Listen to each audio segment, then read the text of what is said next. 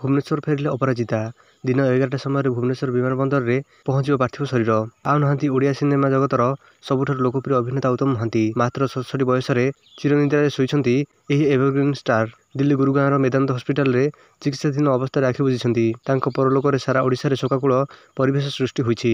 गत 6 तारिख रे स्वास्थ्यावस्था अधिक बिगिड़बारु तांको भुवनेश्वर किम्स हस्पिटाल रे भर्ती करा जायतिला। उन्नत चिकित्सा पाई 8 तारिख तांको एयर एम्बुलेंस रे दिल्ली स्थानांतर करा जायतिला।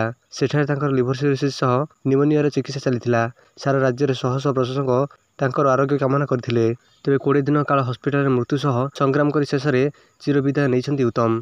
तांको परलोकरे हॉलीवुड रे एक जुगर अवसान घटिला। राष्ट्रीय मर्यादा सह तांकर शेषकृत्य संपन्न हेबो बोली मुख्यमंत्री घोषणा करिसेंती। दिन 11टा बेले भुवनेश्वर विमान बंदर रे पहुंचो पार्थिव शरीर।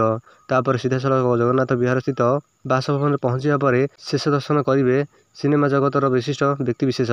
यापर राष्ट्रीय मर्यादा सह शेषकृत्य संपन्न हेबो। सूचना अनुसार दिल्ली उत्तम पार्थिव शरीर नहीं बाहर बाबूचान और तृप्ति। गतकाली 10:45 बेले तांकर देहांत होइथिला। से थिले अभिनय जादूगर। से जादूगर अभिनय रे समस्त को अभिनीत करथिले।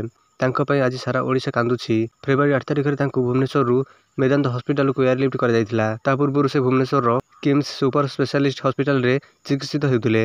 अधिक चिकित्सा पई तांको एयरलिफ्ट करा जायतिला। लिवर सिरोसिस रोग रे पीड़ित होई 20 दिन काल हस्पिटाल रे मृत्यु सह संग्राम करी शेष विदाय नैछंती उत्तम।